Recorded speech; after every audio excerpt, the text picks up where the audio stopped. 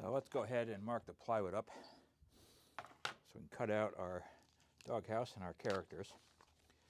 We determined that we want the doghouse 4 feet wide. So we'll make a mark 48 inches.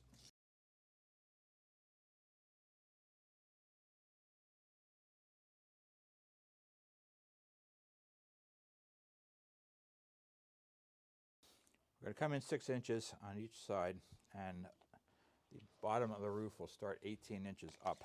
So let's mark that. So we're coming in. We're going to come in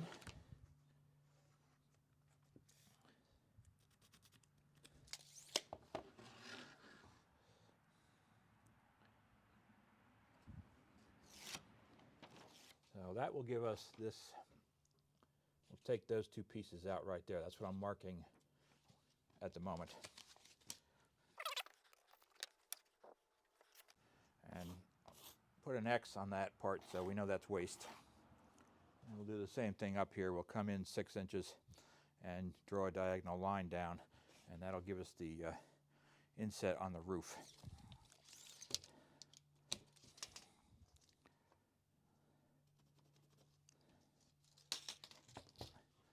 Now, just lay the straight edge to the other point we drew, come across. That gives us that.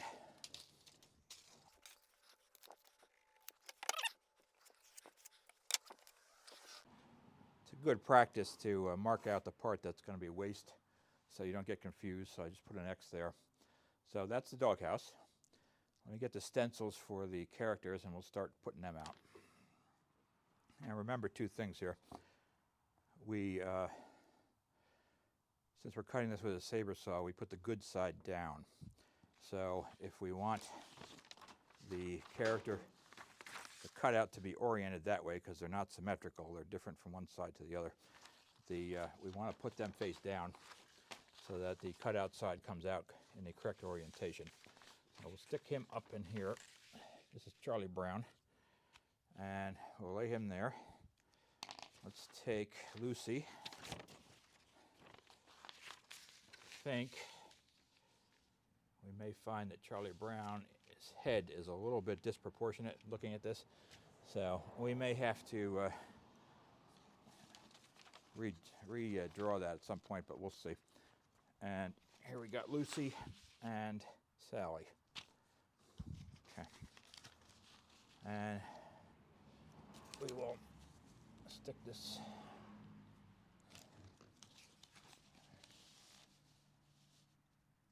Okay. So I allowed for 16 inches for each of them. I squished them together a little bit here, and so we have a little bit left over on the end. That'll be helpful. So what I'm going to do is I'm going to put a little tape on these so they stay where I have them.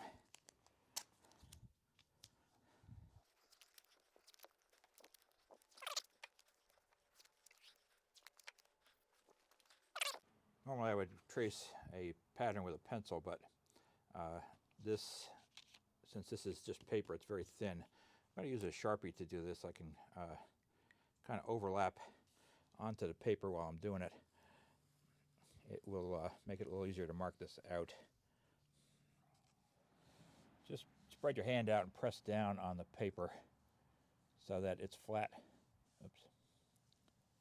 It's flat on the plywood.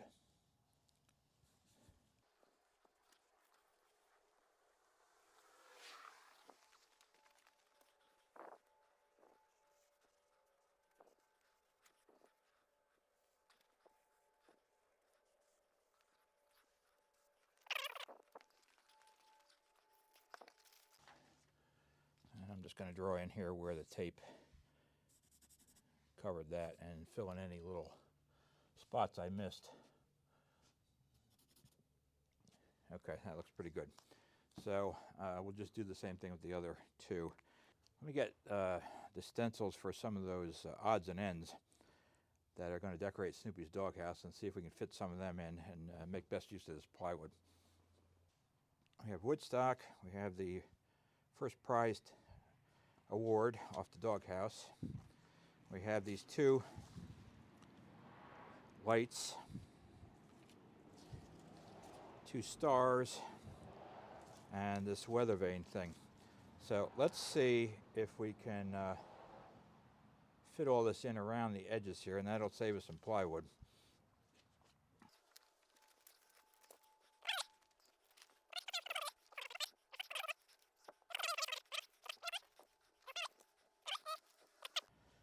By squeezing Woodstock in and those odds and ends from the doghouse, we're able to save a good sized piece here. We have about 33 inches going that way and about 11 that way, so that's a good chunk. We can use that for something else. If we don't use it on this project, we'll use it on another one.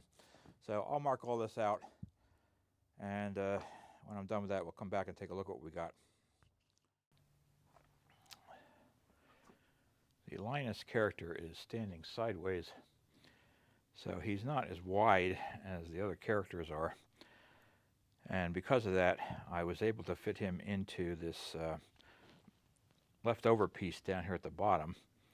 So we managed to get everything onto one sheet except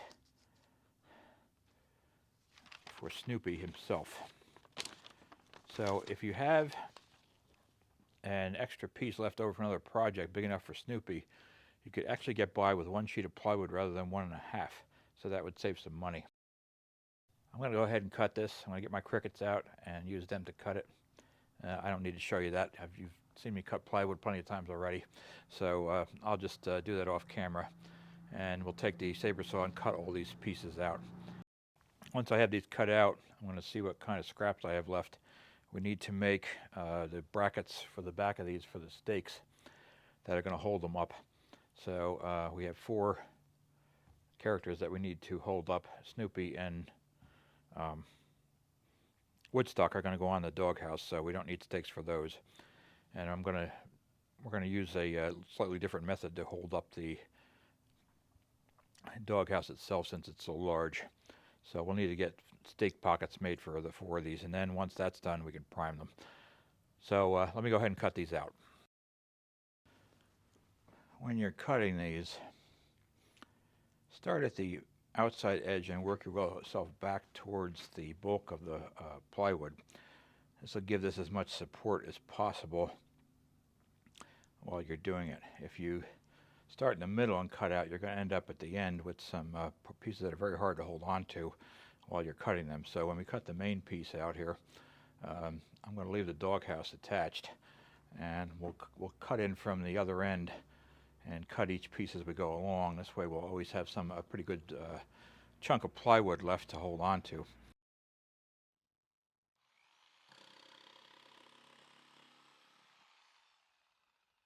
Some of these tighter areas, I'm basically doing the same thing we did when we cut the patterns out. I'm just nibbling away at it a little bit at a time because I can't turn the saw very well.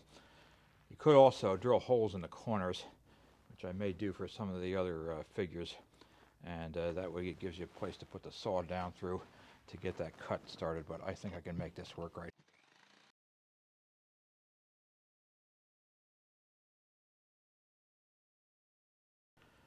And something like this, you want to you can cut into the corner and then come back from the other angle and go in, and this way you're not trying to make that real tight radius turn down there.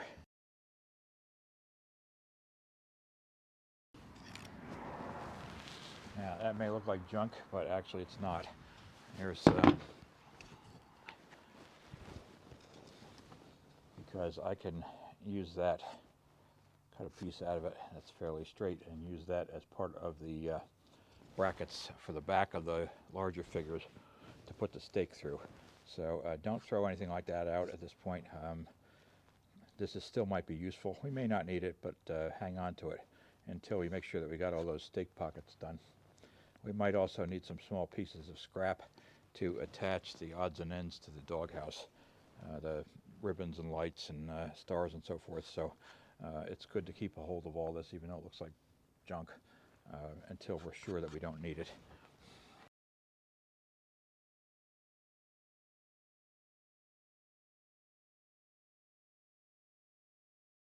Now we have a, hopefully you can see it, we have a tight corner right here that I can't turn the saw very well to get around that. So what I'm going to do is I'm going to come back a little bit and cut a radius on that, and then go over to this other line. Once the figure is completely detached, I'll come back in and trim that out.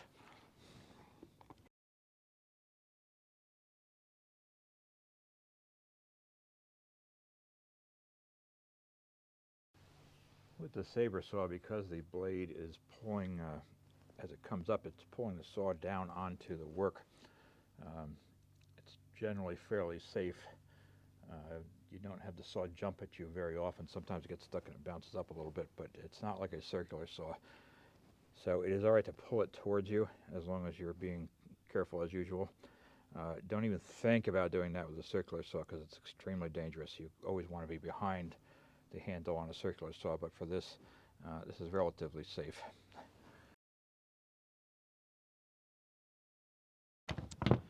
And as I said, I'll just clean up these little corners here that I couldn't get into from the other angle.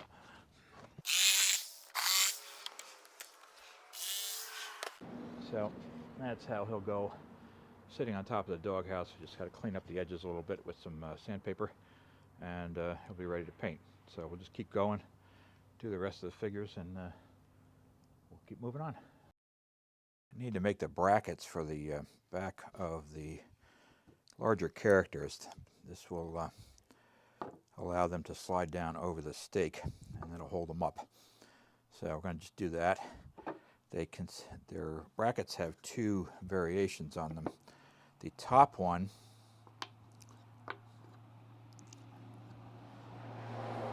has an extra piece across it, like that, so that when it slides down over the stake, it stops and doesn't slide, and the stake doesn't slide all the way through. The bottom bracket is just the two side pieces and the top, so that will slide through there like that. Side pieces are cut off the 2x4. They're 1.5 inches thick, just like a 2x4 is, and they're 3/4 of an inch wide. So we just cut a strip down off the 2x4s that we're using to make the stakes with. The top piece is this is scrap left over from cutting the figures out, and this is 3 by 4 3/4. Oh, I should have mentioned these are 3 inches long, and this little piece in the middle is, the height does not matter because it's kind of arbitrary. They are, this particular one is 1 3/4 inches, so you want to make it slightly wider than the stake, so you don't have to fight to get the stake into the pocket. And let's see, did I mention these are 3 inches tall? Right. So we're just going to position those, and then we're just going to glue this on.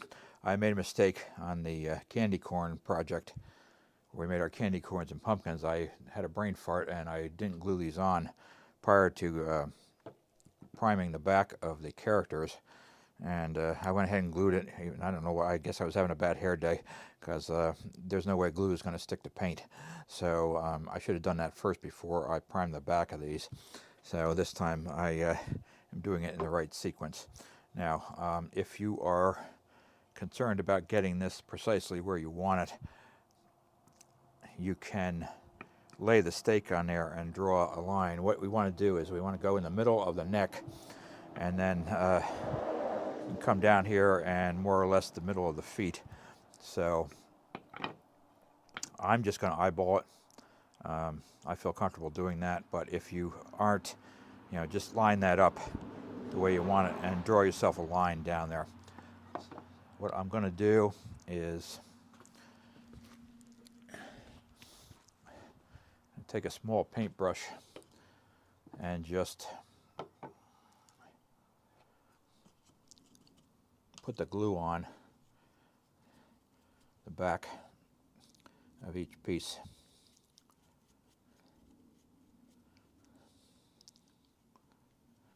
like so.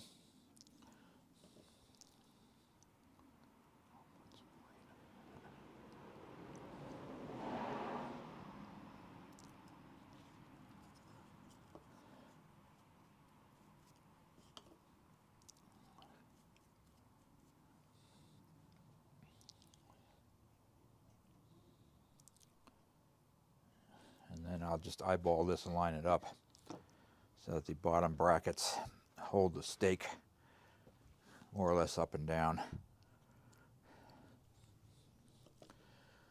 So the character ends up vertical and not leaning at a drunken angle. As far as I know, the peanuts are too young to imbibe, so we would hope they would not be drunk in public. What they do in their own home is their own business. Probably going to get hate mail for suggesting the peanuts might be luscious, but that's okay. And then we'll just put this on here, glue on the top of these. Don't be stingy, put plenty on. If it squeezes out, no harm done. And then we'll lay this on top of that.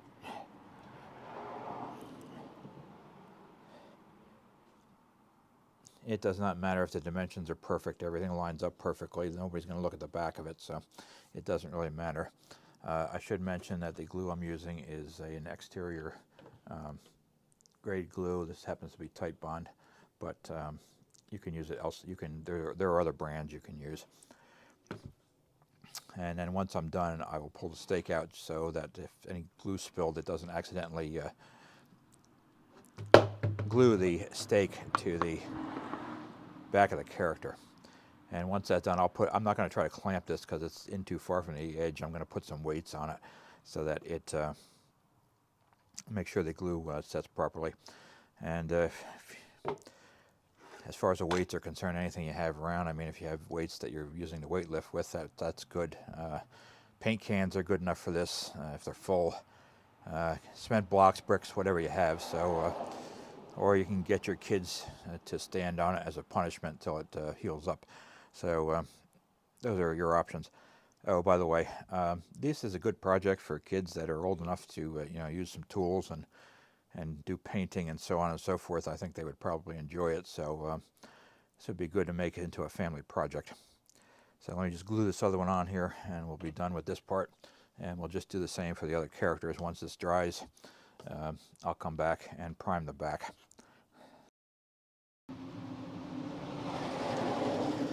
All right, so that takes care of that. And unless you are going to experience hurricane force winds, gluing that on there is more than adequate. If you are in a high wind area, this may not hold as much as you need to. You may have to screw through the front into the blocks. So hopefully you won't run into that, but this should be adequate for most situations. So I'll just do the other three, and then once that dry, we can finish priming the back. On painting in the details, there's a band of green on Woodstock's hat. I'm just going to go ahead and do this. This is a 50-50 mix of the blue and the yellow. I'm just going to go across. See where his hat starts. That's it right there. Just fill that in with a small brush.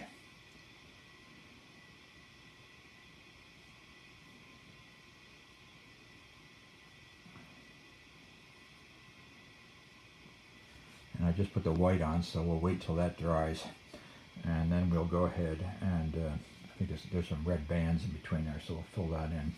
So that takes care of that. And I've got the all the items that go on the doghouse are here. I've already painted them yellow, and I just used the yellow straight out of the can for that, and the yellow straight out of the can for Woodstock. I have painted all the backs of the characters black, so that that's the side that's going to be facing the house, just to make it a little bit less obtrusive. I painted them black, but you can make them any color you want. So I'm just going to keep at it and gradually fill in things, and I'll take some other shots. So we just continue to fill in details wherever there's a paint that doesn't touch other wet paint. I'm filling in. So for example, here's the black paint out. I did the shoes here. Charlie Brown's coat and hat are red. I did not mention these two items when we were doing the cutting.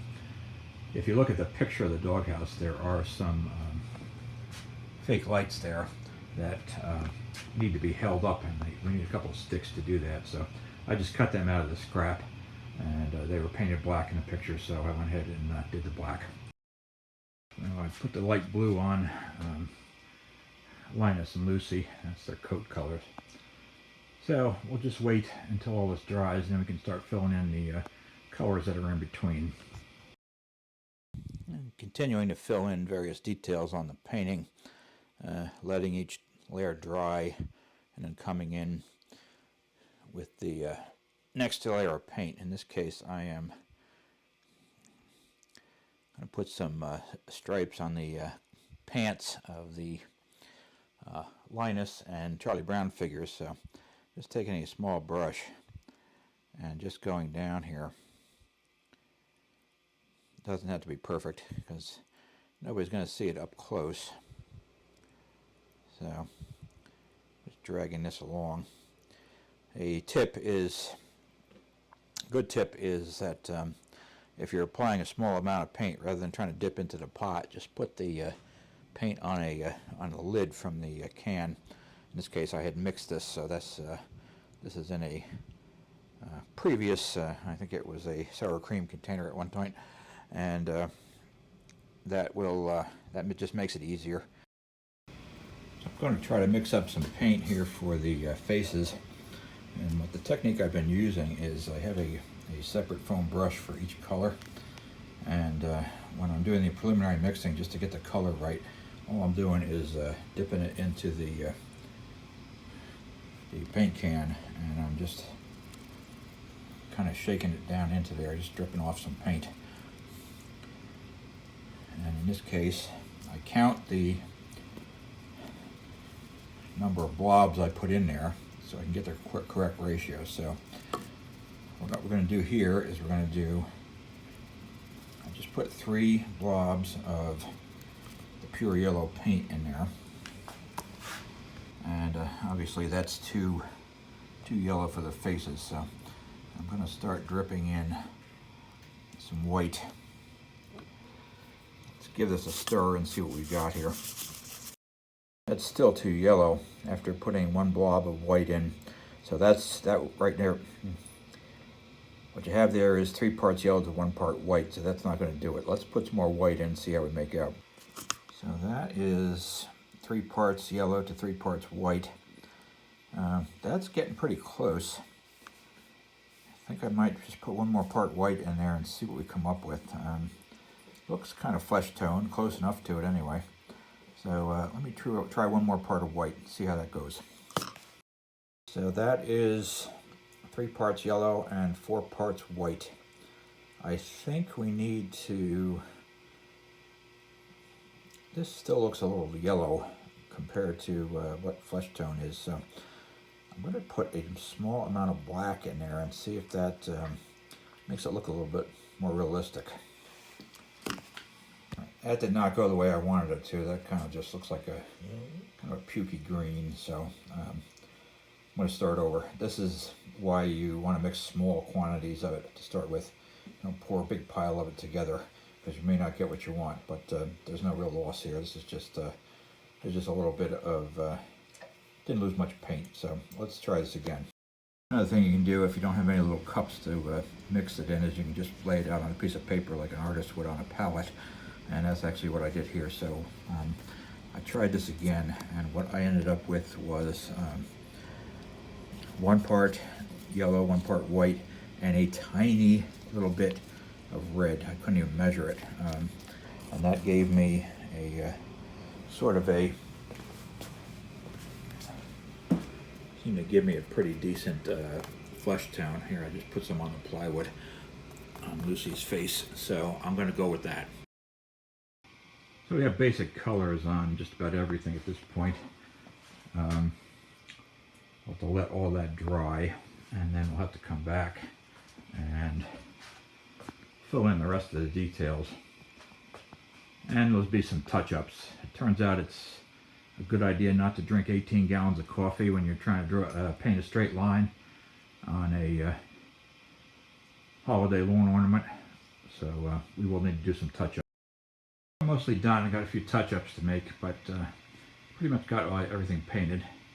Here's Sally, and here's the odds and ends from the.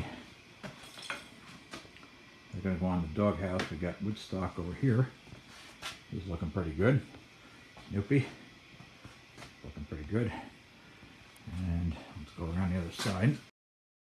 Charlie Brown, Lucy, and Linus.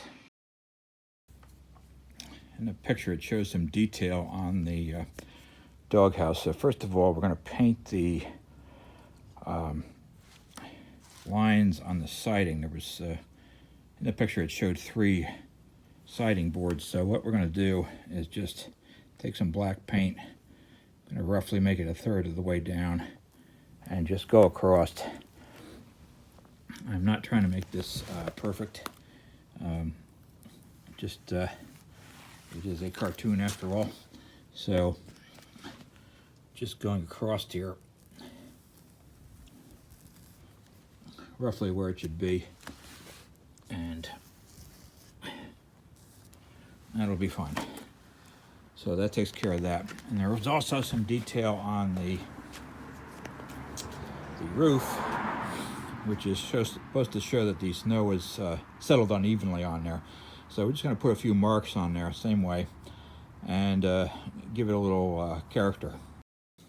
Just randomly painted a few lines on there, a few marks, just to show that the give it some character, so it's not just a plain white field. Make this supports for Snoopy's doghouse. I have an 8-foot 2x4. I'm going to cut that into 3 pieces. So that's 96 inches. We're going to make that into 3 pieces, 32 inches long.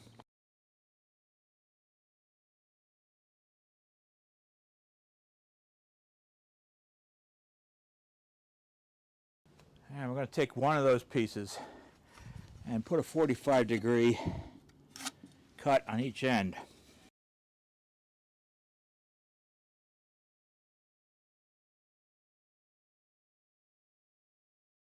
What we'll do now is put these in like this, and we'll lay this piece across.